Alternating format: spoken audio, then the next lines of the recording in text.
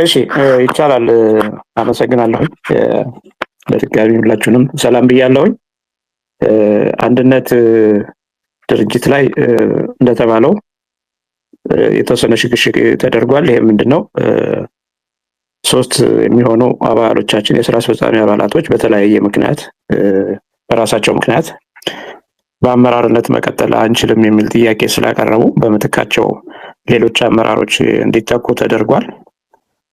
እንግዲህ እነዚህ የወጡ ሁለት ወንድሞቻችን እና አንድ እህታችን አይ ቲንክ አሁን ያለባቸውን በርደን አስተካክለው ተመልሰው ይመጣሉ ብለን እናስባለን። መምጣትም አለባቸው። ምክንያቱም አንድነት የሁሉም አማራ ቤት ስለሆነ በዛ ደረጃ ነው ያለው። የእነሱን ችግር ታሳቢ ያደረገ የአመራር ሽግሽግ አድርገናል። በጎደሉትም ላይ አሟልተን ስራችንን ቀጥለናል ማለት ነው። በእነሱ በኩል ያለው አስተያየት ይሄ ነው። ከዛ በተረፈ ግን አንድነት አሁንም አደረጃጀቱን አስፍቶ በመላው ዓለም በ6 አህጉራቶች እንቅስቃሴ እያደረገ ነው።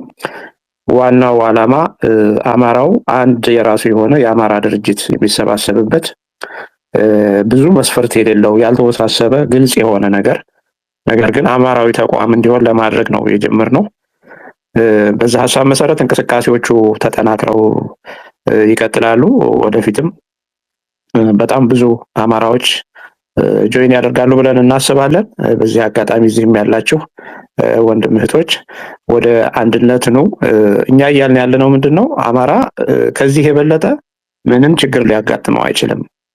በህይወት የመኖርና ያለመኖር ጥያቄ ውስጥ ያለ ማህበረሰብ ሊያለያይ የሚችል ምንም አጀንዳ ሊኖር አይችልም። ስለዚህ ጠላትንም ለመከላከል ሞታችንንም ለመቀነስ ሰብሰብ እንበል እያልን ነው። ከዛ ውጪ ከዚህ ከድህረ ጦርነት በኋላ የሚመጣው የአማራ ህዝብ መከራ በጣም ብዙ ነውና የደረሰብን ማህበራዊ፣ ኢኮኖሚያዊ፣ ፖለቲካዊ እንዲሁም ሳይኮሎጂካል የሆነ በጣም ብዙ ዳሜጅ አለ፣ ብዙ ትራውማ አለ፣ ብዙ ኪዮስ አለ። እነዚህን ሁሉ በጋራ ሰብሰብ ብለን በአንድነት የምንቋቋመው ካልሆነ በስተቀር አሁን በዚህ በህልውና ትግሉ ብቻ ሳይሆን ከህልውና ትግሉ ባሻገር በጣም በርካታ ችግሮች ፌስ እናደርጋለን እና ለዛም የሚሆን የሳይኮሎጂካል ሴታፕ እንዲኖረን ቀድመን እየተነጋገርን መጪውን ጊዜ ታሳቢ ያደረገ አደረጃጀት እንፍጠር። ከዛ ውጪ ለህልውና የሚታገለውን ኃይል በዲፕሎማሲም በአድቮኬሲም በልዩ ልዩ ስራዎች እያገዝን እንቆይ የሚል ጥሪ ነው ያለን። በዛ ሀሳብ ነው እስካሁንም እየተንቀሳቀስን ያለ ነው። ይሄንን ነው የምለው። አመሰግናለሁ። ያያ ሳሚ።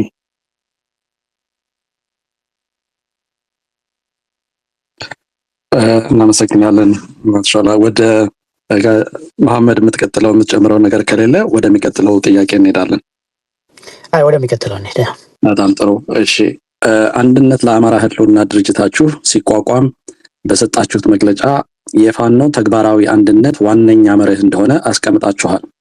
ከዛ መርህ ተነስታችሁ የመጣውን የፋኖ አንድነት አፋብን ይበል የሚያሰኝ እርምጃ ነው ብላችሁ ግን ተድበስብሰው ሊታለፍ የማይችሉ መመለስ ያለባቸው ጉዳዮች አሉ ብላችሁ ነበረ። አሁን እነሱ ነጥቦች ላይ መልስ አግኝታችኋል ወይ? ባጭሩ ለአድማጮቻችን የስጋት ምንጫችሁ የነበሩትን ዋና ዋና ነጥቦች በዚያውን ብትሄዱበት የሚል ነው። እንግዲህ አስተያየት ላድርግ። መሐመድ ወደ አንተ ልምጣ ወይንስ? ይቻላል። ሾላም በጣም መቀጠል ይችላል። ኦኬ፣ እሺ፣ አመሰግናለሁ። ያው የመግለጫችን የአንድነቱን አስመልክቶ ይበል የሚያሰኝ ብለ ያልነው ያው ፋኖ ታስቦበት የተደራጀና በድንገት ቅጽበታዊ አደረጃጀት ነበርና ያም አደረጃጀት በየአካባቢው ስለነበር ወደ አንድ ለማምጣት ከፍተኛ ውጣ ውረድ ያሳለፈ ነውና ፋኖ እንደ አንድ መምጣት አንድ አይነት ወጥ የሆነ የአማራ የሚሊታንት ኃይል መገንባቱ አንድነት የፋኖ አንድነት ይበል የሚያሰኝ ነው። እኛም የምንፈልገው ዋና ነገር ነው። በአንድነቱ ዙሪያ አጠቃላይ እንደ ጽንሰ ሀሳብ ማለት ነው እና እዛ ላይ የጠቀስናቸው ስጋቶች አሉ ያልናቸው ስጋቶቹ እኛም ለመጠቆም ሞክረናል። እነዛ ስጋቶች አሁንም የሚታዩት ነጸብራቆች ናቸውና እንደጠቆምናቸው ያው አንዳንዶቹ ያው በዛው ከጠበቅናቸው ማለፍ ብለው ወደ ከፋ ሁኔታ የመሄድ አዝማሚያዎችም አሉ። ስለዚህ የጠቆምናቸው ሀሳቦች ወይም እንደ ስጋት ያየናቸው ነገሮች አሁን ዲቴል ወደፊት በደንብ ባሉ ነገሮች እንወያይበታለን። ግን መልስ አግኝተዋል ወይ ላልከው አላገኙም ነው ባጭሩ ያየ። እስኪ ወንድም ሾላ ይጨምርበታል። በዚህ አቆማለሁ።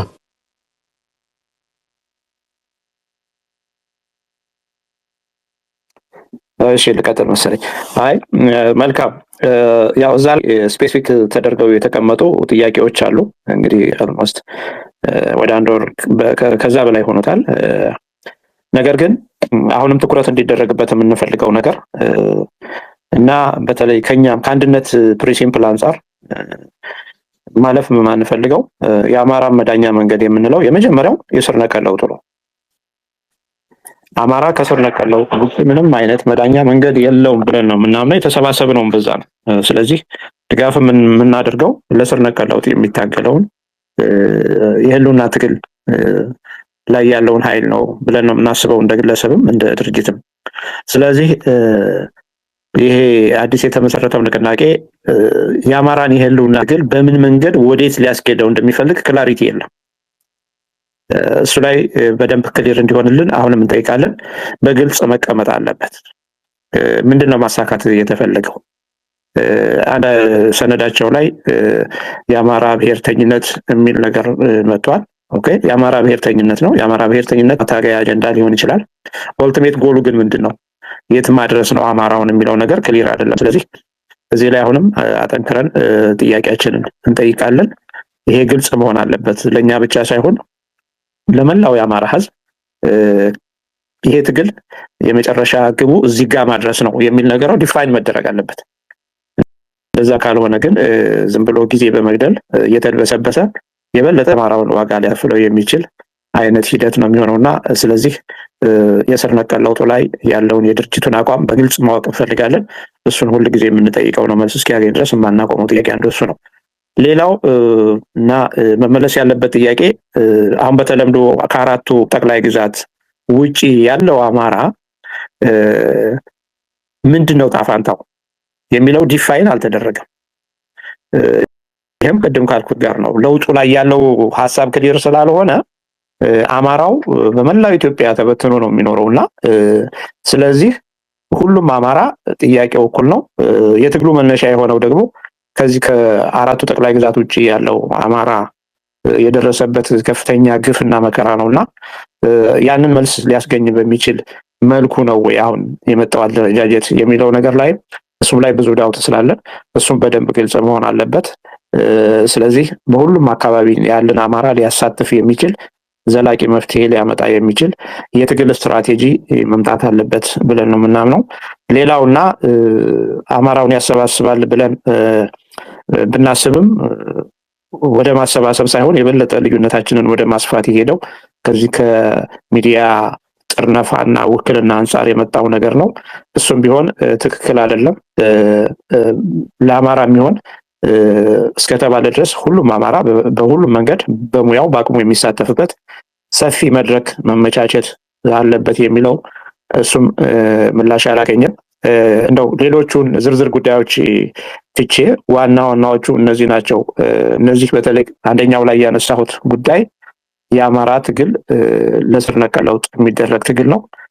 ከዚህ ውጪ የተሸራረፈ ሀሳብ ከመጣ ለአማራም አይጠቅምም፣ ድጋፍም የለው፣ መሰረታዊ ድጋፉንም ያጣልና እነዚህ ነገሮች በትክክል መልስ ማግኘት አለባቸው። መልስ እስኪያገኙ ድረስ እኛም ጥያቄያችንን ትግላችንን እንቀጥላለን። ሁሉም አማራ የሚያነሳው ጥያቄ ነው ብለን ነው የምናምነው። ይሄንን ነው የምንለው ባጭሩ። ሌሎች ዝርዝር ነገሮች ግን ያው እዛም ላይ ስለተቀመጡ ወደፊትም የምንመጣባቸው ስለሆነ በሌላም መድረክ ለአሁኑ ይሄ ይበቃል ብለን ነው የምናስበው። አመሰግናለሁ። በጣም አመሰግናለሁ ሾላ። አሹ የሚቀጥለውን ጥያቄ። እሺ አመሰግናለሁ ያዬ። ሶስተኛው ጥያቄ የፋኖ ትግል የእድገት ደረጃው በእናንተ ምልከታ ምን ይመስላል የሚል ነው። ይሄንን ወደ መሐመድ ይመቻል፣ ወደ አንተ ልውሰደው። ኦኬ አመሰግናለሁ። ያ የፋኖ ትግል የእድገት ደረጃ እንግዲህ ያው ፋኖ መደበኛ ትግል ካካሄደ ኦልሞስት አሁን ከ3 ዓመት ያለፈ ነው። ከሌላው በኢትዮጵያ ታሪክ ከነበሩ የትግል ሂደቶች አሁን በዚህ በ3 ዓመት ውስጥ የአማራ ትግል ወይም የትጥቅ ትግሉ የደረሰበት ደረጃ እንደ ሌሎቹ 17 ዓመት ወይም 60 ዓመት ካዘገሙት አንጻር ሲታይ ከፍተኛ ደረጃ ነው የደረሰው አሁን ያለው ማለት ነው። በዚህ ልክ በቀጠናው እንደ አፍሪካ እንደ ኢስት አፍሪካ በተለይ ፋኖ የአፍሪካ ቀንድ ከዚያም ሲያልፍ የምስራቅ አፍሪካ አዲሱ ክስተት ነው ብለን እናስባለን አሁን ያለው ደረጃ ማለት ነው። ምክንያቱም ካለው የመሬት የጂኦፖለቲካ ወይም በምስራቅ አፍሪካ በፖፑሌሽን ብዛትም ፋኖ ማጆሪቲውን ህዝብ ነው የሚወክለው። እንግዲህ በኢትዮጵያ ከ70 ሚሊዮን በላይ ህዝብ አለ። እንግዲህ እንደ አማራ ህዝብ በአፍሪካም ይህም በተለይ በኢስት አፍሪካ ይሄ የመጀመሪያው ነው ብለን ነው የምናስበው። ሌሎቹ ሌላውን ያው እንደ ዶሚናንት ይወስዱታል፣ ግን ያንኛ አንቀበልም። ስለዚህ አሁን ፋኖ በዛ በቀጠናው ዙሪያ አዲስ ክስተት ወይም የዛ አካባቢ ያለውን ኃይል በደንብ አሁን አለበት ደረጃ ላይ ሲደርስ ትኩረት ስቧል ብለን ነው የምናስበው ከውልደቱም ካነሳሱም ጀምሮ ማለት ነው። ስለዚህ እዚህ ላይ ቅድም ወንድም ሾላም እንደገለጸው በመግለጫችንም እንዳመላከት ነው በትልቅ ደረጃ የሚጠበቅ ኃይል ነው። አገር መምራት የሚችል ኃይል ነው። አሁን ያለበትም የትግል ደረጃ ይበል የሚያሰኝ ነው። ስለዚህ እነዚህ ነገሮች ግንዛቤ ውስጥ መግባት ያለባቸው ብለን የምናስባቸው 3 ነጥቦችን መጥቀስ እፈልጋለሁ። የመጀመሪያው የአማራ ትግል የሚጠይቅበት የፋኖ ትግል የሚጠይቅበት ጥንቃቄዎች መጠቆም እፈልጋለሁ። ሌላው የአማራ ህዝብ የህዝባዊ አደጋዎች ወይም የአመላካች የፋኖ ትግል ባካፕ ካደረገ ወይም የትጥቅ ትግል ወደኋላ ከተመለሰ የሚያስከትላቸው ከፍተኛ የሆነ እንደ አማራ ህዝብም እንደ ቀጠናውም ከፍተኛ የሆነ አደጋ ይኖረዋል። ሌላው በህልውና ትግሉ ላይ አስፈላጊ ቅድም የጠቀስናቸው በመግለጫችንም ሲመሰረት የጠቀስናቸው ነጥቦች እንዳሉ ነው፣ ግን አስፈላጊ የእርምት እርምጃዎች ያስፈልጉታል ብለን እናስባለን። ስለዚህ የገባንበት የህልውና ትግል በአካል ብቻ ሳይሆን በአስተሳሰብ ከፍተኛ ትግል የሚጠይቅ ምናልባትም ከአካል ትግሉ በበለጠ ሁኔታ የአመለካከት ችግሮችን የምንታገልበት የትግል ግንባር ነው እና እጅግ ፈታኝ ነው ብለን ነው የምናስበው። የህልውና ትግሉ በአደጋው ልክ ያለመረዳት ዛሬም ከትግል ፍላጎቶች የማይሻገሩ ወይም ቅርብ አዳሪዎች አሉ። በአሁን በዚህ በትግል ውስጥ በተለያየ ሰዓት አላማቸውን ስተው እየከዱ ወደ ጥላት የሚሄዱ ስብስቦችም አሉበት። ስለዚህ በዚህ የህልውና ትግል ውስጥ 2 አይነት አጥፊዎች አሉ ብለን እናስባለን። 2 አይነት አጥፊዎች፣ ቀዳሚዎቹ ያው አውቆ አጥፊዎች ናቸው። እነዚህ ማለት የአውቆ አጥፊዎች ማለት የስርዓቱ ሰርጎ ገቦች አሊያም በኔነት የተወጠሩና እጎ ያለባቸው እና የነዚህ ቅርብ አዳሪ የምንላቸው እነዚህ የመጀመሪያዎቹ የአማራ የህልውና ትግል ያልገባቸው የተለያየ ጥቅምና የግል ኢጓቸው ያሸነፋቸው ሰርጎ ገቦች አሉ በዚህ ትግል ውስጥ በፋኖ ውስጥ። እነዚህም በተለያየ መንገድ አላማቸውን ስተው ወደ ተለያየ አቅጣጫ ሲሄዱ አይተናል።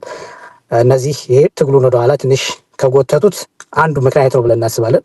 በሁለተኛ ደረጃ የሚታዩት ደግሞ የህልውና ትግሉን በአደጋው ልክ ያልተረዱ ሁኔታውን አሁን ያለው ሁኔታ ያልተገለጸላቸው በእውቀትና በመረጃ ጉድለትም ሊሆን ይችላል የሚያጠፉ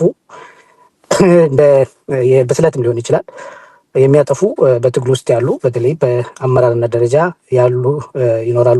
በሁለተኛ ደረጃ ያሉ ናቸው። ስለዚህ የትግል ሀሳብ ጥራት ሊፈጠርላቸው ይገባል ብለን እናስባለን። እንዲህ ያሉ አውቆ አጥፊዎችና የመታገል ጉዳዩ አንዱ ራሱን የቻለ ግንባር ነው ብለን እናስባለን። ይሄ ነው አንዱ ውስብስብና ጠንካራ የሚያደርገው። ከዚህ የሚነሱ አውዳሚ ፍላጎቶች በጊዜ ማረም የሚቻለው ደግሞ አብዛኛው ልክ አሁን እናንተ እንደፈጠራችሁት አንዱ የሚዲያ ግንባር በመፍጠር ነው። እነዚህ አይነቶችን በመገምገም በመተቸት ሊስተካከሉ የሚችሉት ማለት ነው። ስለዚህ ሁሉም አማራ በተለይም የህሉና ትግሉ በሀሳብ፣ በፋይናንስ፣ በዲፕሎማሲ ወዘተ የምንደግፈውና የምንታገል ወገኖች የገዛ ፍላጎታችንን ወይም ኢጓችንን አሸንፈን ጀነራል ኮዙን ተረድተን ወደፊት ማስቀጠል አለብን ብለን እናስባለን። ሌላው በዚህ በትግል ውስጥ አሁን ካለበት ደረጃ አንጻር ስጋቶቹን ለማስቀመጥ ያክል የፋኖ ትግል የውስጥ የሚስተዋሉ ዋና ዋና ችግሮች አሉ ብለን እናስባለን። እነዚህ ችግሮች አንዱ ይሄ የአንድ ወጥ ብሔራዊ ራዕይ ከመቅረጽ ይልቅ በየመንደሩ ራስን እንደ ጦር አበጋዝ በመቁጠር ትግሉን መሪ አልባ እንዲያደርግ አስመስሎታል። ይሄ ማለት ይሄ ወደ ጠባብነት አደጋ የሚወስደው ወይም አስተሳሰብ የሚያስጠጋ ነው። ሌላው የታሪክ ክህደት የምንለው ነው። ይሄ የአማራ ታሪካዊ ጠላቶች ከሚባሉ ኃይሎች ጋር የተጀመሩ ግንኙነቶች የአማራን ሕዝብ የሀገር ባለቤትነት ታሪክ የሚያረክስ የፖለቲካ ቂልነት ነው ብለን ነው የምናስበው። ይሄ ማለት ይሄ መርሁን ያልጠበቀ ግንኙነት ከአማራ ሕዝብ ጋር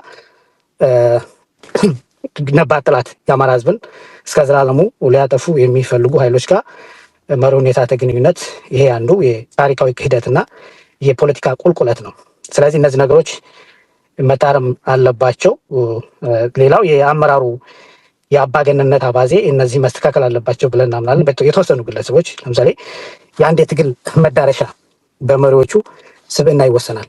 ስለዚህ አሁን ያለበት የትግሉ ደረጃ መሪዎቹ የሚናገሩት፣ የሚያስተላልፉት፣ የሚሰጡት መግለጫ ወሳኝነት ነገር አለውና ዛሬ የሚታዩ ድርጊቶች የነገ መዳረሻ ምልክቶች ስለሆኑ እነዚህም ነገሮች ቢስተካከሉ ሞር የተሻለ ይሆናል የሚል ግምት አለ። ሌላው አሁንም ይሄ ኃይል ቅድም እንደገለጽኩት ካለው የቀጠናዊ ህዝባዊ ድጋፍ ተቀባይነትም አንጻር የወደፊት የመንግስት ወይም በቀጠናው ከፍተኛ ተጽዕኖ ፈጣሪ ሊሆን የሚችል ኃይል ነው።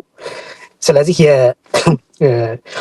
የነገ አባገነንን አዋልዶ መሄድም አያስፈልግም። ስለዚህ ዛሬ በጫካ ውስጥ ሆኖ ልዩነትን በጠመንጃ የሚያፍን በሀሳብ የማይስማሙትን የሚያስርና የሚገድል ኃይል ነገ ለስልጣን ቢይዝ ከዛሬው ጨቋኝ በምንም እንደማይለይ መልሱ ግልጽ ነው። ስለዚህ ከአሁኑ ዲስፕሊን፣ ዲሞክራሲን ካሉት የትግል አጋሮቹ ጋር ተማምኖ ወደፊት መሄድ እንዳለበት እነዚህም መጠቆም ያስፈልጋል።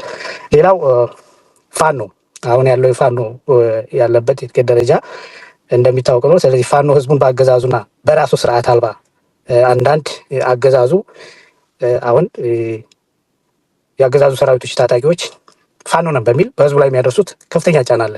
እፈናዎች፣ እገታዎች አሉ።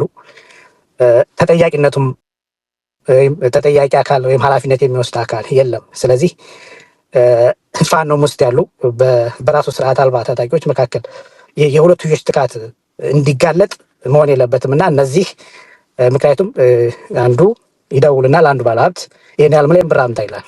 እኔ ከሌ ፋኖ ነኝ ምናምን ይላል። ያ ያለው ሰውዬ ኃላፊነት መውሰድ አይችልም። ምክንያቱም የብልጽግና ወይም የስርዓቱ አካል ሊሆን ይችላል። ዓላማውን የሳተ ከፋኖም ሊሆን ይችላል። በመካከል ላይ ግን የሚጎዳው ህዝቡ፣ ማህበረሰቡ ወይም ባለሀብቱ ስለሆነ እንደነዚህ አይነት ችግሮች እንዳይፈጠሩ ፋኖ ከፍተኛ የሆነ ጥንቃቄ ማድረግ አለበት።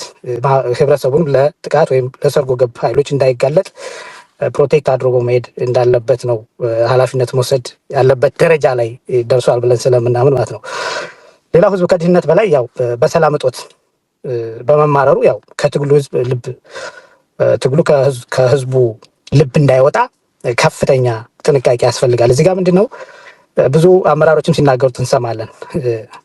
ፋኖ ከላይ የጠቀስኳቸውን ችግሮች ይዞ የሚቀጥል ከሆነ በዋናነት በአመራሩ በኩል ያለው ችግር በዚህ መንገድ ከቀጠለ ሊመጣ የሚችለው ነገር በጣም ግልጽ ነው። ብዙ አንዳንዶቹም ቃሉን ተጠቅመውበታል። እንደ ታይመል ታይገር እንሆናለን አይነት ነገር የሚሆነው ያ የህዝቡን ስነ ልቦና ወይም ትግሉ የሚጠይቀውን ወይም ህዝቡን በተከታታይ ከሚደረሱበት ችግሮች ፕሮቴክት ማድረግ ካልቻለ ያ ምንድነው የስትራቴጂክ ሱሳይድ ገጥሞታል ማለት ነው። ስለዚህ ከትግሉ ልብ ውስጥ የሚወጣ ከሆነ ይሄ ትግል መልሶ ወደ ባክፋየር እንዳያደርግ ከፍተኛ ጥንቃቄ ያስፈልጋል። ስለዚህ ታይመል ታይገር መሆን የሚሆነው ትግሉ ምንድነው ከሆነ ካልሆነ አካል ጋር ሄዶ አላያንስ በመፍጠር ባለመፍጠር ሳይሆን ህዝብ ምን ይፈልጋል ወይም ህዝብን ከአደጋ ተከላክሎ ስትራቴጂክ ነድፎ የሚመጡ ችግሮችን አስተካክሎ መቅረፍ ካልቻለ ያሉት ነገር ሊከሰት ይችላል የሚል ሀሳብ አለን። ሌላው በህሉና ትግሉ ላይ አስፈላጊ እርምጃዎች መወሰድ አለባቸው ብለን እናስባለን። አሁን ካለው የትግሉ ደረጃ አንጻር እነሱን ያው ወደ አጠቃላይ ላይ ድል ከተሰጠኝ ያቀርባለሁ። አሁን እዚሁ አቆምና ለተጨማሪ ካለ ለወንድም ሾላ ሰዓቱን ለቃለሁ። አመሰግናለሁ። ያይ በጣም አመሰግናለሁ መሐመድ። ሾላ አድ የምታደርገው ነገር ካለ ፕሊዝ ጎ አሄድ። መልካም ወንድሜ መሐመድ አንስቷቸዋል አብዛኞቹን። እንግዲህ ያው ይሄ ውይይት ከሰዓትም አንጻር የሚገደብ ሊሆን ስለሚችል አንዳንዶቹ ነገሮች ሰብሰብ እያደረግን ለማንሳት እንሞክራለን። መነሳት ያለባቸውን ግን እናነሳለን። የፋኖን የህልውና ትግል በተመለከተ ሁለት ዳይሜንሽንስ አሉ። አንደኛው ከሚሊተሪ አንጻር የምናየው ነው። እሱ የአማራ ህዝብ በተፈጥሮ ያለውን ወታደራዊ አቅም የማሸነፍ ሞራል፣ ስለንቦና የመሳሰሉትን ሁሉ ደምሮ ከምንም ተነስቶ በከፍተኛ ሁኔታ በጣም አድጎ እንደተባለው ለአፍሪካም ለቀጠናው ተጠባቂና ጠንካራ ኃይል መሆን ችሏል። ነገር ግን ያልተሻገራቸው ደግሞ ነገሮች ይታያሉ። አንዱ ምንድነው? ከዚህ ከሊደርሺፕ አንጻር የመጀመሪያው ነገር ወደኋላ መንሸራተቱ ነው አንዱ ችግሩ። ይሄ ምንድነው? እድገቱ ከአካባቢያዊ መደራጀት ተነስቶ ድርጅት ወልዶ መሪ ፈጥሮ መሰባሰብ ከጀመረ በኋላ ያንን አፈርሶ ወደኋላ ተመልሶ እንደገና ንቅናቄ የሚል እንደገና ከሆነ ቁጥር ከ10 ወይ ከ100 ወደ 0 አይነት ነገር ወርዶ እንደገና ወደ ስክራች ነው የመጣው። እነዚህ የሚወጡ የሚወርዱ ነገሮች በራሳቸው የሚፈጥሩት ብዙ ኪዮስ አለ። ምክንያቱም ይሄ ህልውና ትግል እንደምታውቁት በከፍተኛ ደረጃ የሀገር በጀት በሚጠቀም አጥፊ ኃይልና በህይወት ለመኖር በሚታገል ማህበረሰብ መካከል የሚደረግ ስለሆነ እያንዳንዷ ጊዜ ቫልዩ አላት። ስለዚህ በዚህ በመንሸራተት ውስጥ የተፈጠሩ ክፍተቶች ፋኖን የተወሰነ ዋጋ የሚያስከፍሉት አይነት ሆነው ተገኝተዋል። ጥሩ ነገር የነበረው በትክክልም የተፈጠረው ድርጅት ስለ አፋድን እያልኩኝ ነው። አፋድን አጠናክሮ በጋራ እዛው ላይ ያለ ኃይልን አረባርቦ በከፍተኛ ሁኔታ ወደፊት እንዲስፈነጠር አድርጎ ትግሉን ሰብሰብ አድርጎ የተሻለ ነገር ላይ ማድረስ ይቻል ነበር የሚል ሀሳብ ነው ያለን እኛ እና ወደኋላ መመለሱ ራሱ አንዱ ገና ያልተሻገራቸው ውስጥ ያሉ ነገሮች እንዳሉ ያሳያሉ። ሌላው ትናንሽ ድሎች ላይ ትኩረት የመስጠት ነገር ይታያል። ይሄ በጣም መታረም አለበት። ምክንያቱም አማራ አሁን እየተገደለ ያለው በዛው በደጁ ነው በሚኖርበት ቀዬ እዛው ወዶ ከብዶ በሚኖርበት አካባቢ ላይ ነው። ስለዚህ ከዚህ የተሻገረ ለውጥ ይፈልጋል ማህበረሰቡ። ለ3 ዓመት ያክል ስራ መስራት አልቻለም። እርሻ የለውም፣ ልጆቹ ትምህርት ቤት አይሄዱም፣ ሆስፒታል የለም፣ መሰረተ ልማት የለም፣ መብራት፣ ውሃ ምናምን የሚባለው ነገር ከበፊቱም ቢሆን ላለፈው 40 ዓመታት ያህል እንዲበደል የተሰራበት ማህበረሰብ ነው።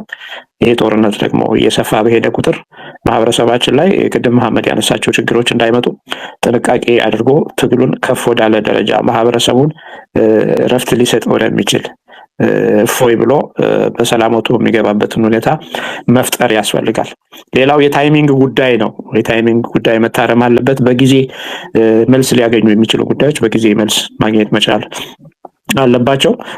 ከዚህ አንጻር ስናየው ስትራቴጂክ ሊደርሺፑ ብዙ ይቀረዋል የሚል ነገር ነው። ምናልባት እንደዚህ አይነት ሀሳቦች ስናነሳ ጠላት እንደ ግብአት ሊጠቀምበት ይችላል ምናምን የሚል ትችት ሊመጣ ይችላል። ችግራችንን ካልተናገርን ጠላታችን በሚያውቀን ልክ ያውቀናል። ለጠላት መልስ መስጠት ላይ አይደለም የኛ ችግር። የኛ ችግር ውስጥ ያሉ የራሳችንን ችግሮች መንቀልና ተሻጋሪ ሀሳብ ይዞ መራመድ ላይ ስለሆነ በዛ እንዲታይም እፈልጋለሁ። ሌላው መሐመድ ያነሳውም የዚህ ወዳጅና ጠላት ልየታ አጋርነት ፍለጋ ላይ በጣም ከፍተኛ ዳሜጅ አለ። እሱ በአስቸኳይ መታረም አለበት። ከማን ጋር ነው አጋርነት ልንፈጥር የምንችለው የሚለው ነገር የአማራን ጥያቄ ተቀብሎ ለአማራ ፍትህ የሚታገል ወይም ደግሞ የአማራ ኮዝ የኔ ኮዝ ነው ብሎ የሚታገል ኃይል እስካልሆነ ድረስ እኔ የአማራ ትግል ከማንኛውም ኃይል ጋራ ዝም ብሎ እየሄደ ዋጋ የሚከፍልበት ነገር ትክክል ነው ብለን አናምንም። እሱ መስተካከል አለበት። ስለዚህ አማራ ኮዝ አለው። ኮዙም አልሞትም፣ በህይወት መኖር አለብኝ፣ እንደ ማንኛውም ሰው ተከብሬ መኖር አለብኝ በሀገሬ ላይ የሚል ነው። የህልውና ትግል ነው። ስለዚህ የህልውና ትግሉን መልስ ሊሰጥ የሚችል አጋር እስካልሆነ ድረስ ሌላ መዘዝ ይዞ ነው የሚመጣውና እዚህ ጋርም ራሱ ትግሉን ወደኋላ የጎተተው ነገር አለ። ሌላው ወንድሜ እንዳነሳው ሀቀኝነት ላይ ለህዝብ መታመን ላይ የሚስተዋሉ ችግሮች መፋታት አለባቸው። በመጨረሻም ባካፕ ሊደርሺፕ ላይ ምን ያክል ዝግጁ ነው የሚለው ነገር ክሊርም አይደለም። እኛም እንደ ስጋት አንስተነዋል። ምክንያቱም የህልውና ትግል ስለሆነ እንደው በቀላሉ ከኢራን መሪዎች መማር ይቻላል። ኢራን ከፊት ያሉ መሪዎቿን ስታጣ ባካፕ ስለነበራት እንዴት በቀላሉ እየተካች ራሷን እየተከላከለች እንደሆነ ምናየው ነገር ነው እና እንዲህ አይነት ሀሳብ እንግዲህ ይሄ ትግል በብዙ ውጤት ታጅቦ ብዙ ችግር አልፎ ብዙ ውጤት እንዲያመጣ ለአማራ የተከፈለው ዋጋ በሙሉ በውጤት የታጀበ እንዲሆን እንዲህ አይነቶቹን ችግሮች መቀረፍ አለባቸው። ሀሳቦችን በዚህ ልክ መተቸት አለባቸው። ምናልባት አንዳንድ ሰዎች ወይም የትግሉ ደጋፊዎች ቅር ሊላቸው ይችላል። ነገር ግን እውነቱን እየተነጋገርን ችግሮቻችንን እየፈታን የውስጥ አንድነታችንን እያጠነከርን የተሻለ ነገር መፍጠር መቻል አለብን የሚል አመለካከት ነው ያለን። አመሰግናለሁኝ። ብዙ ሰዓት ከወሰድኩ ይቅርታ ይደረግልኝ። አረ ብዙ ሰዓት ለዚህ ነው የተቀመጥነው። እንደዚህ አይነት ጠለቅ ያሉ ሀሳቦችን ለመስማት የሚመቹም የማይመቹም ቢሆኑም መወያየት ያሉብን ነጥቦችና ማዳመጥ ያሉብን ጉዳዮች ላይ ነው ያተኮራችሁትና ታንኪዩ። ወደሚቀጥለው ጥያቄ እንሄዳለን። አሁን ያለው የኦሮሞማ አገዛዝ የአማራን ሕዝብ ዘር ለማጥፋት ተጨማሪ ጊዜ የሚገዛበት ምርጫ የሚለውን ቅርጫ ለማድረግ እየሰሩ ነው። እንደ አንድነት ድርጅት የኦሮሞማው ይሄ የምርጫ ቁማር ላይ ያለውን አቋም እንዴት ታዩታላችሁ? ስለሱስ ምን ትላላችሁ? የሚል ነው። ሾላ ወደ አንተ ልምጣ። መልካም አመሰግናለሁ። ይሄ ምንድነው ባለቤቱን ካልናቁ አጥሩን አይነቀንቁ እንደሚባለው ነውና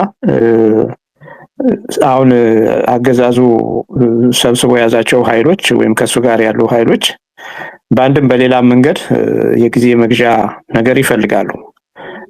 ስለዚህ እነሱ ሁኔታዎች በተራዘሙ ቁጥር ስልጣን ላይ መቆየት የጀመሩትን ፕሮጀክት ማሳካት ይፈልጋሉ እና ለዛ ስኬት ደግሞ እንደ ጊዜ መግዣ የሚሆነው አንዱ ምርጫ የሚባለው ቅርጫ ነውና የምርጫውን ሁኔታ ካነሳን እነሱ ሰርተው ጨርሰዋል።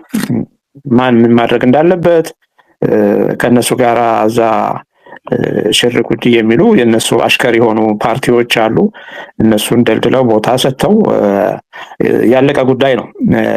ይሄንን እንግዲህ ሰፋ አድርገን ካየነው አንደኛ ያው በመሳሪያ ኃይል በሌላ ትግል ተሸንፎ ቦታውን እስካለቀቀ ድረስ ኮረጆም ገልብጦ አናውቅም። ዛሬም ኮረጆው እየተሞላ ሊሆን ይችላል እኮ ምርጫው ከመድረሱ በፊት ኮረጆ ተዘጋጅተው የሆነ መጋዘን ውስጥ ድምጾች እየተሰጡ ሊሆን ይችላል እና ይሉኝታ የሌለው በጣም ፈር የለቀቀ ከኢትዮጵያ ማህበረሰብ ስለንቦና ውጪ የሆነ ስብስብ ስለሆነ ይሄ ስብስብ ምንም ነገር ከማድረግ ወደኋላ አይልም።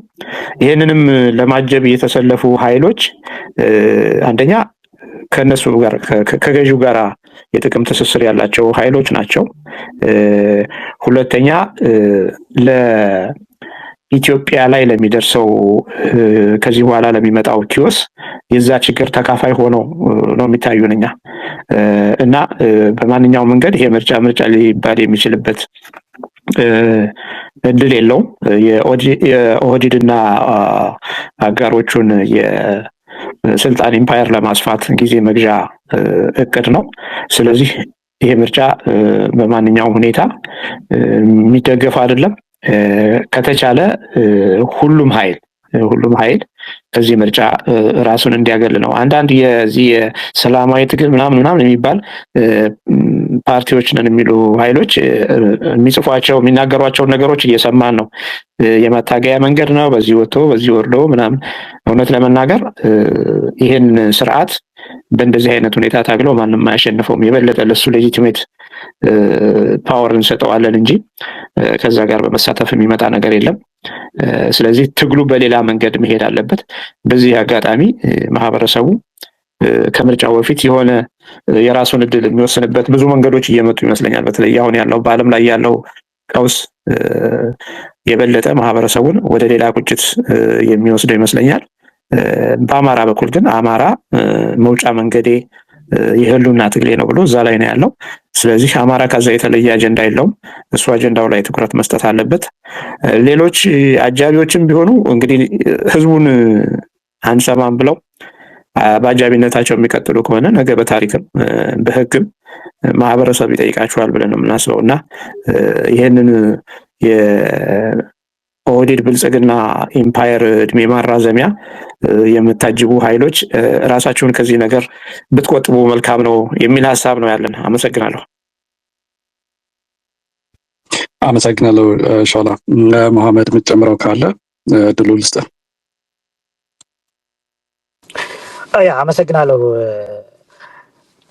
ያው በደንብ አስቀምጦታል። እንደው ይሄ ምርጫ የሚባለው ነገር አሁን ለአማራ ህዝብ ምንም አይደለም። አንደኛ የህልውና ትግል ላይ ያለ ህዝብ ስለ ምርጫ የሚያስብበት ወቅት አይደለም፣ ታይም ሰዓቱም አይደለም። አሁን ምርጫ ማለት እንግዲህ የመኖር ተስፋ ሲኖር ነው።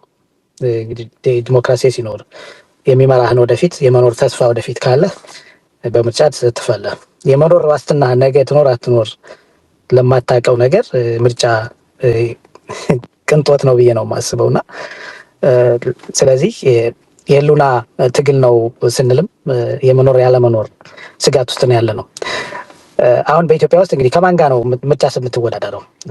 አሁን ኢትዮጵያ ውስጥ አሁን አሁን ፋኖ የሚታገለው ለምንድን ነው? ሶስት ማነጻጸሪያዎችን ማየት እንችላለን። እዚህ ጋር ፋኖ የሚታገለው ለምንድን ነው? ወያኔ የሚታገለው ለምንድን ነው? ኦነግ ወይም ኦህዴድ ብልጽግና የሚታገለው ለምንድን ነው ካል ኮዛቸው የተለያየ ነው፣ ሁለቱም ማለት ነው። ስለዚህ አንዲት ኢትዮጵያ በምትባል ሀገር ውስጥ ከነዚህ አካላቶች ጋር ለምርጫ ልትሳተፍ አትችልም። ኮዙ በጣም ሰማይና ምድር ስለሆነ ስርዓቱን ያልጠበቀ አሊያንስም የምንለው ቅድም ያነሳ ነው ለዛ ነው። እና ለምሳሌ ፋኖ የሚታገለው የአማራ ህዝብ የዘር ማጥፋት አላማ ያለው ጦርነት የተከፈተበት በመሆኑ ነዋል። ይህን ተከትሎ ህዝቡ ከመጥፋት ለመዳን ወደ ህልውና ትግል ውስጥ ገብቷል። ወያኔ የሚታገለው በበላይነት ወይም ለስልጣን ነው። ወያኔ ያን ካጣ ደግሞ የነጻ ትግራይ ሪፐብሊክን ወይም ሀገር የመመስረት አላማ ስላለው ነው። ኦነጉም ቅድም ሾላ እንዳለው ብልጽግናውም የሚታገለው የኦሮሚያ ሪፐብሊክ አዲሷን ኦሮሞን ለማዋለድ ነው። ስለዚህ እነዚህ አካላቶች ምርጫ ቢያስቡ አይፈረድባቸውም። ህልውና አደጋ ላይ ወይም የመኖር ዋስትናውን የተቀማ አካላት ግን ለምርጫ የሚያስብበት ጊዜ የለውምና አሁንም ይሄንን የሚያስቡ በተለይ አማራንን የሚሉ ወይም በትግል ላይ ያሉ እኔ ምርጫውን ለሰከንድ ማሰብም የለባቸውም ብዬ አስባለሁ። ከዛ የቀደመ ሌላ ትልቅ ስራ ስላለ ማለት ነው። የአማራ ህዝብ ከዚህ ህልውና ትግል ጦርነት ከዚህ አሁን ካለው ትግል ቢሸነፍ ምን ይሆናል የሚለውን ነገር ማሰብ አለበት ብዬ አስባለሁ። ቢሸነፍ እንደ ህዝብ የመኖር እድል አይኖረውም። ኦህዴድ እና ወያኔ የአማራን ግዛቶች በሙሉ ይከፋፈሉታል። እነዚህ አሁን ወደ ምርጫ የሚሄዱት ማለት ነው። ይህንንም እዚህ የደረሰ እንደ ጋለ ብረት የጋለም ብረት ለማብረድ ነው። ይህም ሸውዶ ለማለፍ ነው ምርጫ እያሉ ሊያደነቁሩት ያስቡት ትግሉን ለመቀልበስ ማለት ነው። ከተቀለበሰ ደግሞ ኢቨን ራሱ አዲስ አበባ ላይ የሚኖረው ከኦሮሞ ብሔር ውጭ ያለ የትኛውም ኢትዮጵያዊ ህልውናው ይከስማል። አዲስ አበባ በሙሉ በኦሮሞ ይወራል። አሁንም ተውጧል። ምርጫ ብሎ የሚገባ የሚጃጃል አካል ካለ ኢቨን ህልውና አደጋ ላይ የወደቀ የአማራ ህዝብን ብቻ ሳይሆን ሌላው ማህበረሰብ ራሱ ይህን ምርጫ ቆም ብሎ ማሰብ አለበት ብለን እናስባለን። ትክክልም አይደለም፣ ወቅቱም አይደለም። ኢትዮጵያ የተስተካከለ አመራር ወይም መንግስት ሳይኖራት ወደ ምርጫ መግባት ለተወሰኑ ቡድኖች አላማ ማስፈጸሚያ ካልሆነ እንደ አማራ ህዝብም እንደሌላው ኢትዮጵያም የሚጠቅም አይደለም ብለን ነው የምናስበው። አመሰግናለሁ። አመሰግናለሁ መሐመድ። ወደሚቀጥለው ነጥብ እንሄድ። የአማራ ህልውና ትግልና የቀጠናው ተለዋዋጭ ሁኔታ እንዴት ተዛምዶ ወደ ድል ሊወስደን ይችላል? ካንተ ልጀምር መሐመድ። እሺ አመሰግናለሁ። የህልውና ትግሉ የቀጠናው ተለዋዋጭ ሁኔታ እንዴት ተዛምዶ ወደ ድል ሊወስደን ይችላል? ይሄ በጣም ሰፊ ጥያቄ ነው እውነት ለመናገር። ምክንያቱም የዓለም አቀፍ ፖለቲካውንም የቀጠናውንም የሀገር ውስጡንም መቃኘት ያስፈልጋል ብዬ ነው የማስበው እና ስለዚህ እዚህ ጋር አንድ ሶስት አንኳር አካላቶች አሉ መጠቀስ ያለባቸው ብዬ አስባለሁ። የቀጠናውን ፖለቲካ በደንብ መረዳት ያስፈልጋል። ከዛ አልፎ የዓለም አቀፍ በተለይ የምዕራባውያን እንትን በደንብ ማየት ያስፈልጋል። በዛም ላይ ተቀባይነትና ትኩረትን ለመሳብ የፖለቲካ አይዲዮሎጂን እንዴት ልቅረጽ ብሎ ቆም ብሎ ማሰብን ያስፈልጋል ብዬ ነው የማስበው እና እንግዲህ ከታሪክ እንደምናውቀው ወደኋላ በተለይ ከሁለተኛ የዓለም ጦርነት በኋላ ዓለም ሶስት የፖለቲካ ስርዓቶችን እያስተናገደች ትገኛለች አሁን እስካለንበት ድረስ። አንደኛው የመጀመሪያው ከሁለተኛው ከ1945 እስከ 1991 ያለው የዓለም አጠቃላይ የፖለቲካ በበላይነት ሲዘወር የነበረው በሁለት አካላቶች ነው። በአሜሪካ የካፒታሊዝም መሪና በሶቪየት ህብረት የኮሚኒዝም ስርዓት ነበር። የቀዝቃዛው ጦርነት የምንለው ማለት ነው። ስለዚህ የዓለም ፖለቲካ በእነዚህ ኃይሎች ይዘወር ነበር። ሁለተኛው የ1991 የሶቪየት ህብረት ሲፈርስ እንግዲህ ይሄ ደግሞ የካፒታሊዝሙ ስርዓት በደንብ የፖለቲካውንም ኢኮኖሚውንም ወታደራዊ ኃይሉም በበላይ ነው። አሁን ያለንበት ሶስተኛው ምዕራፍ አሁን እየተካሄደ ያለውና በሚድል ኢስቱ የፈነዳው የጦርነት አዝማሚያ ደግሞ ከሁለት ወደ አንድ ከአንድ ወደ ብዙ አካላቶች ኢኮኖሚውንም ፖለቲካውንም የማህበራዊ ሁኔታውንም ልቆጣጠር የሚል ጥያቄ ተነስቶ አሁን የሚካሄደው የኃይል ሽኩቻ በአንድ የበላይነት አይዘወርም በሚል እየተካሄደ ነው ያለው። ስለዚህ የዚህ ትኩሳት አሁን ወደ የት ሄዷል? ወደ ኢስት አፍሪካ ገብቷል። ወደ ምስራቅ አፍሪካ ነው ሄደው። ስለዚህ በዛ በአፍሪካ ቀንድ አካባቢ ኢትዮጵያ አንዷ ነች። ስለዚህ ኢትዮጵያ ውስጥ ያለውንም የውስጥ ትግል በቀጠናውም ያለውን ውጥረት በዚህ ልክ መረዳት በደንብ ያስፈልጋል ብዬ አስባለሁ። አቅጣጫውን ገምግሞ መሄድ ያስፈልጋል ብዬ አስከላለሁ። እንደው አጠር ሳደርገው በዚህ በአፍሪካ ቀንድ ያለ ይሄ አመለካከቶች ሶስት ጽንሰ ሀሳቦች አሉት። አንደኛው የውክልና ጦርነት አለ። የጂኦፖለቲካ ፉክክር የሚያደርጉ አካላቶች አሉ። ሌላው የኢኮኖሚና የደህንነት ስጋት የደህንነት አቅጣጫም እንትን የሚሉ አሉ እና ስለዚህ በእነዚህ በሶስት ነገሮች በዛ በኢስት አፍሪካ በቀጠናው አካባቢ የሚካሄድ የሽኩቻ አለ ማለት ነው።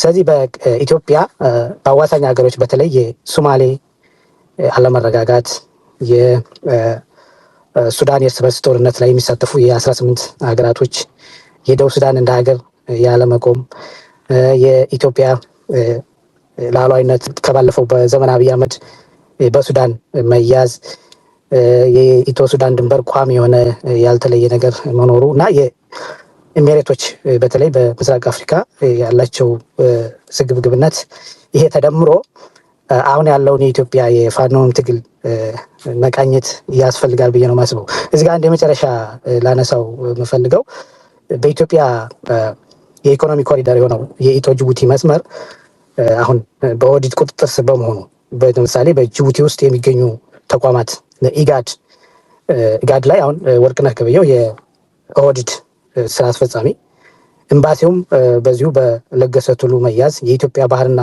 የትራንዚት ዳይሬክተር እና የሮባ ጋሪ የጅቡቲ ምድር ባቡር ዋና ስራ አስኪያጅ ታከለ ኡማ በጅቡቲ የኢትዮጵያ ንግድ ባንክ ቅርንጫፍ የጽሕፈት ቤት ኃላፊ የኦዲት ሰው እነዚህ መሆናቸው የጂኦ ፖለቲካ በዛ አካባቢ ኦዲት የበላይነት እንዲመራ እንዲይዝ አድርጎታል። ስለዚህ ይሄ አንዱ ከኦህዴድ ብልጽግና ኢትዮጵያን የምታህል ግዙፍ ሀገር እንግዲህ በፍጹም ጠቅላይ አምባገነንነት በእጅ አስገብቶ የጦርነት ፖሊሲውን መቆጣጠሩ ይሄ አንዱ ነው። ቅድም መጀመሪያ ላይ መግቢያ ላይ እንዳነሳሁት ዓለም በሁለት ሀያላን መካከል ነበረች ለተወሰነ በቀዝቃዛ ጦርነት ዘመን ያልኩት ለዛ ነው። አሁንም ወደ ሀገራችን ስናመጣው ይሄ አሁን ያለው የፋኖው ትግል ወደኋላ ከሆነ ወደፊት የማይራመድ ከሆነ ሁለት ሀያላኖች ናቸው ኢትዮጵያን የሚመሯት፣ አንዱ ህወሓት ወይም ኦህዴድ ብልጽግና። አሁን ኦህዴድ ብልጽግና በበላይነት ለመያዝ ነው እንግዲህ አሁን በቀጠናው በኩል ከፍተኛ በተለይ የኢትዮጵያ የገቢ ምንጭ የሆነውን ኮሪደሩን አስቀድሞ በበላይነት ተቆጣጥሮታል። ይህንን በደንብ መገንዘብ ያስፈልጋል ብለን ነው የምናስበው። ስለዚህ የህልውና ትግሉና የቀጠናው ተለዋዋጭ ሁኔታ እንዴት ተዛምዶ ወደ ድል ሊወስደን ይችላል ለሚለው ጥያቄ በቀጥታ ስመልስ ሁለት ነገሮችን አስቀምጬ ጨርሳለሁ። አንደኛ የፋኖ የህልውና ትግል ከዓለም ቀጠናዎች ሁኔታ አንጻር ሲዛመድ በቀጠናው አቅሜ የቱን ያክል ነው ብሎ የኢስት አፍሪካውን የፖለቲካ ሁኔታ በደንብ ተንትኖ ማወቅ አለበት ብዬ አስባለሁ ፋኖ። ስለዚህ ይህንን የሚመጥን የሚያመዛዝን የሊደርሽፕ የፖለቲካ ስትራቴጂክ ይዞ መሄድ አለበት ብዬ አስባለሁ። ምክንያቱም በዛ አካባቢ በቀጠናው አካባቢ አለመረጋጋት ስላለ እንደ ሀገር እንደ መንግስት ያልቆሙ ሀገራቶችም ስላሉ በዛ ላይ የጂኦፖለቲካውን የኢኮኖሚውን አጠቃላይ እንቅስቃሴ መቆጣጠር የሚፈልጉ በርካታ ስቴክሆልደሮች ስላሉ ፋኖ በዛ ላይ ተፈላጊና ተወዳዳሪ ሆኖ ለመቅረብ ስትራክቸሩን አስተካክሎ መምጣት አለበት ብለን ነው የምናስበው። ለዛ ነው አንዱ ስጋታችንም የገለጽ ነው በዚህ ላይ ነው። ሁለተኛው የፋኖ የአፍሪካ ቀንድ አሁንም ከዛም ያለም ለምስራቅ አፍሪካ አዲሱ ክስተት ነው መሆኑን ማመን አለበት። አዲስ ክስተት ነው። ፋኖ በ3 ዓመት እድሜ ነው ያለው። በ3 ዓመት እድሜ ውስጥ ግን ከፍተኛ የሆነ ህዝባዊ ድጋፍ አለው። በአጭር ጊዜ ሚሊታንት ሆኗል። በአጭር ጊዜ የሀገርን ኢኮኖሚ ባንኩንም ታንኩንም የተቆጣጠረን አካል ፓላራይዝ አድርጓል። አብይ አህመድ አሁን ፋኖ ባለበት አካባቢ አይንቀሳቀስም። አትሊስት ትክክለኛ የተረጋጋ አገዛዝ እንዳይኖር አድርጓል። ስለዚህ ያለውን አቅም በዚህ ልክ ማወቅ አለበት ብለን ነው የምናስበው። ይህም በዚህ ልክ ማወቅ ያለበት ነው በዙሪያው በምን ተከብቤ ያለው በቀጠናው ከማና የኃይሎች ጋር አላያንስ መፍጠር አለብኝ። ከእኔ መሰረታዊ ፍላጎት ጥቅሞች ጋር ተቃራኒ ሀሳብ የሌላቸው አካላቶች እነማን ናቸው የሚለውን ራሱን የመሸጥ ወይም ተወዳጅነት ተቀባይነት ለማገኝ ከፍተኛ የሆነ የፖለቲካ ጌሙን መጫወት ከቻለ በዛ አካባቢ የተፈጠረውን አለመረጋጋት ወይም ግጭት እንደ ጥሩ አጋጣሚ ተጠቅመን ለአሸናፊ ሆኖ ለመውጣት እድል ይገኛል የሚል ሀሳብ አለኝ። አመሰግናለሁ። ያየ በተረፈ ሾው ላይ ጨምርበት የቀረውን ቴንኪው። በጣም አመሰግናለሁ መሐመድ። ሾላ የምትጨምረው ካለ ፕሊዝ ቴክ አ ፊው ሚኒትስ ኤንድ አድሬስ። መልካም። ያ ትንሽ ዘርዘር አድርገን እንድናየው ነው። ምክንያቱም ይሄ በጣም ወሳኝ ስለሆነ ከህልውና ትግሉ ጋር በቀጥታም በተዘዋዋሪም ግንኙነት ስላለው የዚህን የቀጠናውን ሁኔታ አሰላለፉንም ትንሽ ማየት ያስፈልጋል ብለን እናምናለን። ቅድም ወንድሜ መሐመድም እንዳነሳው ሁላችንም እንደምናውቀው በዚህ ዘመን በተለይ እኛ የምናውቀው ሁለት ጽንፍ የያዙ ወይም በሁለት አቅጣጫ የተከፈሉ ምስራቅና ምዕራብ የሚባሉ ሁለት ኃይሎች እንዳሉ ነው በዓለም ላይ እና አሁን ያለው ሁኔታ ግን ከዛ ወጣ ያለ ምናልባትም ሶስተኛ አሰላለፍ ለመፍጠር የሚችል ኃይል እየመጣ የሚመስል ነገር ያሳያል።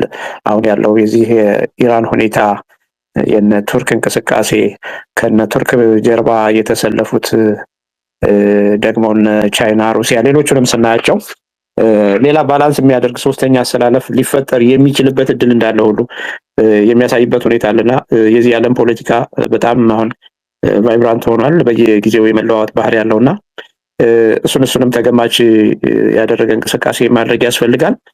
ቀደምም ስናነሳ ስትራቴጂክ ሊደርሺፕ ላይ በጣም ትኩረት መሰጠት አለበት የምንለው እነዚህ ተለዋዋጭ ባህሪዎችን እንደየሁኔታው እየገመገመ የራሱን የማሸነፊያ ስልት ጥያቄዎችን የሚያስመልስበትን አቅም የማዳበር እድል እንዲፈጠር ከመጠቆም አንጻር ጭምር ነውና እንደ መነሻ እንደው የአፍሪካ ቀንድና የኢትዮጵያ ሁኔታ ላይ የተወሰኑ ነጥቦችን ብናነሳ እንግዲህ የአፍሪካ ቀንድ እንደምታውቁት ከራሱ ችግር አልፎ አሁን ዓለም ላይ ያሉ ኃይሎች ሁሉ ቀጠሮ ይዘው የሚደባደቡበት አይነት ቀጠና የሚመስል ሁኔታ እየተፈጠረ ነውና ይሄ በጣም አደገኛ ተፎካካሪዎችን ወደ ቀጠናው እየሳበ ነውና ኢትዮጵያ ደግሞ ያው የምስራቁ ቀንድ ላይ እንደመገኘቷ የዚህ በቀጥታም በተዘዋዋሪም የዚህ ችግር ተጠቂ ልትሆን ትችላለች የሚል ስጋት አለ። ሌላው በህግ ከመመራት ይልቅ በጦርነት እንቅስቃሴ ውስጥ ጥቅምን የማስከበር ወይም ደግሞ የአፍሪካን ሀብት የመቀራመት አይነት አዝማሚያ ነው የሚታየው። የውሃ፣ የነዳጅ፣ የማዕድናት እንደዚሁም ሰፋፊ የእርሻ መሬቶችን የመፈለግ አይነት እንቅስቃሴ ስላለበት ይሄ በጣም ከባድ ሁኔታን እያስከተለ ነው የሚቀጥለው። ሌላው የሽብርተኝነትና የደህንነት ጉዳዮች በቀጠናው ላይ በጣም በስፋት እንደ ስጋት ይነሳሉ። የጦር መሳሪያ ንግድ፣ ህገወጥ የሰዎች ዝውውርና የጥቁር ገበያ እንቅስቃሴ በስፋት አለ በቀጠናው። በተለይ በዚህ በምስራቁ አካባቢ ማነው በሰሜኑ አካባቢ አሁን ጦርነት ባለባቸው አካባቢዎች ላይ በአብዛኛው መካከለኛው ምስራቅን አካቶ የዚህ የህገወጥ ሰዎች ዝውውር እና የጦር መሳሪያ ዝውውር በስፋት የሚታይበት ሁኔታ አለ። ሌላ ሃይማኖታዊ አጀንዳዎች አሉ። የአክራሪነት ምልክቶች ይታያሉ። ሌላው ሁሉም ሀብታሞች ራሳቸውን የማሸሽ እና ጦርነቱን በሶስተኛ ወገን የማድረግ እንቅስቃሴ የሚመስል ይታለ። ለምሳሌ እስራኤል ተሻግራ ሶማሌላንድን እውቅና በመስጠት እዛ ላይ የጦር ሰፈር ስትመሰርት ምናልባት እስራኤል በዙሪያዋ ያሉትን የጦርነት እንቅስቃሴዎችም ወደ አፍሪካ ስቦ የመውሰድ ነገር የሚመስል አይነት ሁኔታዎች እየተከሰቱ ነው። ሌላው የግብጽ በአባይ ፖለቲካ ላይ የበላይነት የማሳየት በጣም አደገኛ ሁኔታ ከኢትዮጵያ ኮንቴክስት አንጻር ስናየው በጣም ከባድ ነው እና እነዚህን እንደው ከሞላ ጎደል እስካሁን ያነሳናቸውን እንኳን ደምረን ብናያቸው ኢትዮጵያ በሜዳዋ ላይ ብዙ ኃይል እየተሰባሰበ ተስቦ እየገባ በአራቱም አቅጣጫ እየተከበበች የሚመስልበት ሁኔታ ነው የሚያሳየውና ይህንን ሁኔታ ይዘን ቀጠናው ላይ አሁን ከረንትሊ እየተከሰቱ ያሉት ነገሮች ስናያቸው የሶማሌ እንደ ሀገር ሶማሌላንድ ማለት ነው ሀገር ለመሆን የምታደርገው እንቅስቃሴ አለ። እንደገና ዋናዋ ሶማሌም ላለፉት 30 ምናምን ዓመታት በእግሩ የቆመ መንግስት የላትም። የቪላ ሶማሌ ገዢዎች ደግሞ ያው እነዚህ ሶማሌዎቹ ወደ አንካራን፣ ካይሮን፣ አስመራንና ዱሃን ሙጥኝ ብለው ይዘዋልና ይሄ በምስራቅ በኩል ላለው ከባድ እንቅስቃሴ ሊፈጥር ይችላል።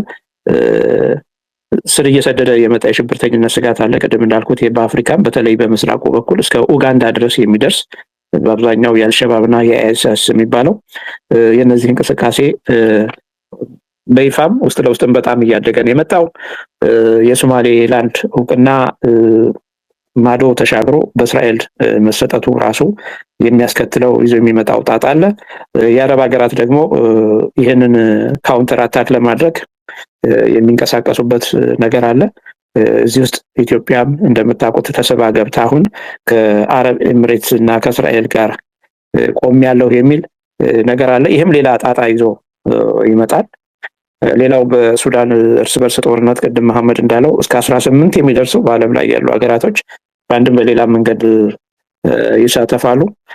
የሳውዲ ግብጽ ጥምረት አለ። ይሄ ኤርትራንና የሱዳኑን አልቡርሃንን አንዱን ክንፍ ይዞ ይሄዳል። በሌላ መንገድ የአረብ ኤምሬትስ የአብይና የሐሚቲ ጥምረት አለ። ይሄም ራሱ ለቀጠናው በጣም ከባድ ሁኔታ ሊያስከትል ይችላል። እንደ ሀገርም ለኢትዮጵያ ሌላ መዘዝ የሚያስከትል ነው። እንግዲህ በአራቱም አቅጣጫ ውጥረቱ የምናውቀው ነው። ስለዚህ ኢትዮጵያ እንደ ጦርነት አምራች ሀገር የሆነች የመጣችበት ሁኔታ አለ። ከዛ የደቡብ ሱዳን ደግሞ ለረጅም ጊዜ በዚህ እርስ በርስ ውጊያና በጎሪላ ፋይት የቀጠለ በእግሩ ያልቆመ መንግስት አለ።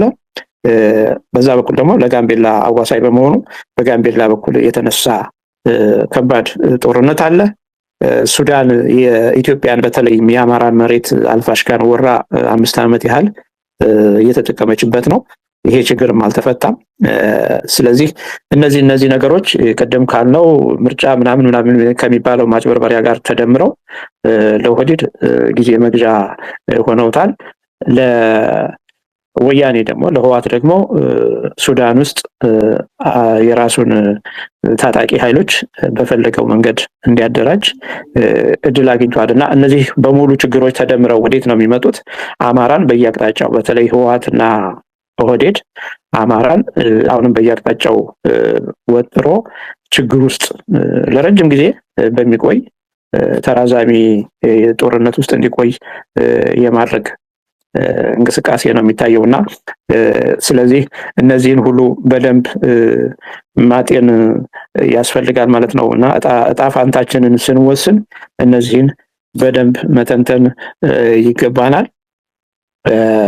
ሌላው መረሳት የሌለበት ነገር እነዚህ ሁለት ኃይሎች ህወሓትም ኦህዴድም ከአማራ ህዝብ አንጻር ሲመዘኑ ቋሚ ጠላቶች ናቸው። የፖለቲካ ምናምን ማሽሞንሞኑን እንተውና በፖለቲካ ቋሚ ጠላት ቋሚ ወዳጅ ምናምን በመጀመሪያ ደረጃ የአማራ ትግል የፖለቲካ ትግል አይደለም። እዚህ ላይ ሁሌም መግባባት ያለብን ይመስለኛል። የአማራ ትግል የመኖር ያለመኖር የሰርቫይቫል ነው፣ የህልውና ጉዳይ ነው። ራስን ከሞት የመከላከል ትግል ነው። ስለዚህ በገዳይና በተገዳይ መካከል ወዳጅነት የለም። ይህንን በደንብ አስመረው መሄድ ያስፈልጋል። ስለዚህ ትግላችን ጠላቶቻችንን አሸንፈን እንደ ህዝብ መብታችንን የምናስከብርበት የመኖር ያለመኖር የህልውና ትግል ነው። በሰሞኑን ሲንሸራሸር ምናልባት ሶሻል ሚዲያ ላይ ታችሁት ከሆነ የህወሓት ሰዎች ያስተላለፉት ነገር አለ። የአንኮበር ገዢዎችን መታገል አለብን፣ ማኒፌስቶአችንን ማስቀጠል አለብን የሚለው ንግግር ይሄ አንኮበር ላይ ብቻ የተነገረ አይደለም እና እየተገለጸ ያለው አማራን በምንችለው ሁሉ ማጥፋት አለብን የሚል አይነት አዋጅ ነው እያወጁ የነበረው እና አማራ በዛ ልክ መዘጋጀት አለበት። የትግሉ መሪዎችም ቅድም እንደጠቆምነው ከፍ ባለ ደረጃ ትግሉን ሊያሻግር የሚችል ራዕይ ያላቸውን መሪዎች ትክክለኛው መሪ በትክክለኛው ቦታ ማስቀመጥና ህልውናውን ወደፊት ማስቀጠል አማራን አሸናፊ ያደርገዋል የሚል ሀሳብ ነው ያለን። አመሰግናለሁ። በጣም አመሰግናለሁ። የህልውና ትግሉን ሰፋ ባለ መንገድ ብዙ መታሰብ ያለበት መታቀድ ያለበት ነገሮችን ስለተወያያችሁ በጣም አመሰግናለሁ። እኛም እንግዲህ አዳማጮችም ስናስብ እንደዚህ ሰፋ ባለ አስተሳሰብ እያሰብን እንሄድ፣ በጥቃቅን ነገሮች አንደናቀፍ ለማለት ነው።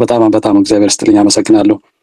ወደ መጨረሻ ጥያቄያችን እየመጣን ነው። ጥያቄ ያላችሁ እባካችሁ ጥያቄያችሁን ዲኤም አድርጉልኝ።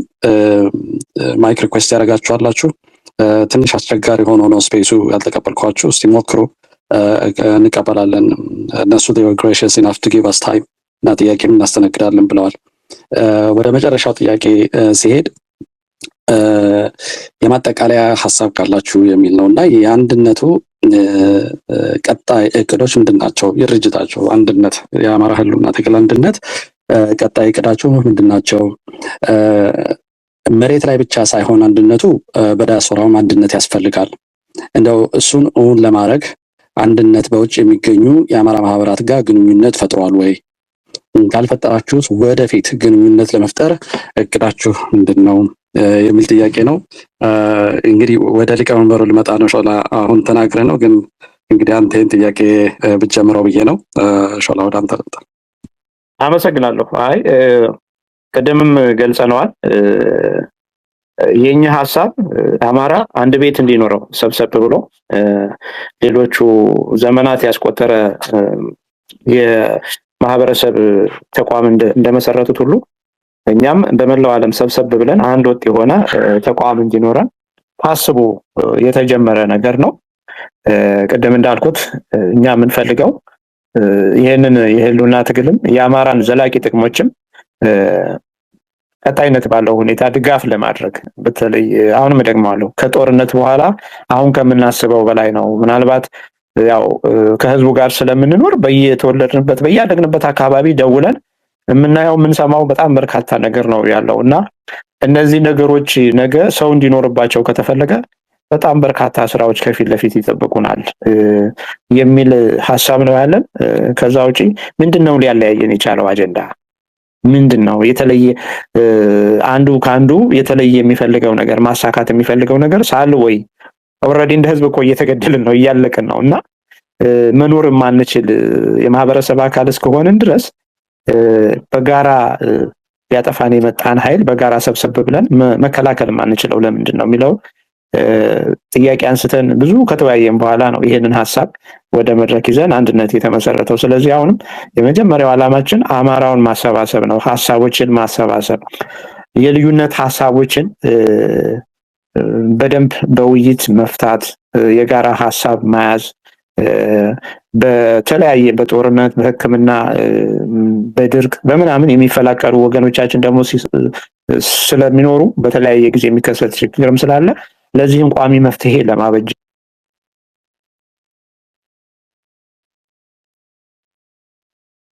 ይቅርታ ሚዩት አድርጎኝ ነበርና አሁን እሰማለሁ። ተሰማለሽ? ይቅርታ። ከጦርነት በኋላ ያለውን የፈራረሰውን የአማራውን አካባቢ መልሶ ወደ ነበረበት አገልግሎት ለማምጣት የሚደረግ ብዙ መስዋዕትነት የሚጠይቅ ስለሆነ እሱን ታሳቢ በማድረግ እንሰባሰብ የሚል ጥሪ ነው የምናደርገው።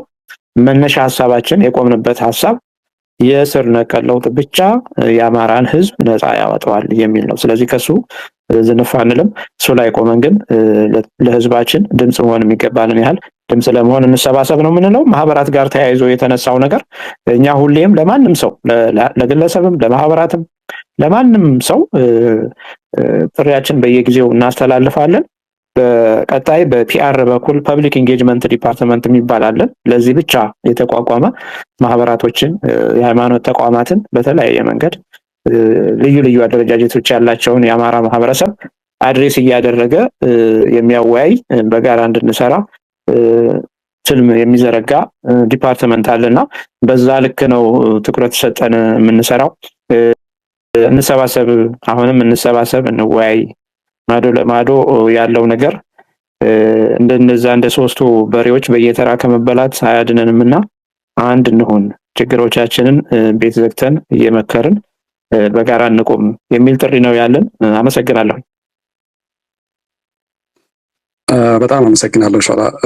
መሐመድ የምጨምረው ካለ እዚህ ነጥብ ላይ ድሉን ልስጥ። ኦኬ፣ አመሰግናለሁ። አብዛኛው ተብሏል። እንደው ለመጨመር ያክል እኛ እንደ አንድነት ያው የዲያስፖራው ማህበረሰብ ወደ አንድነት እንዲመጣ በማድረግ የህልውና ትግሉን በሙሉ አቅሙ በዲፕሎማሲና ፋይናንስ እንዳግዝ ማስቻል ይገባል የሚል እምነት አለን።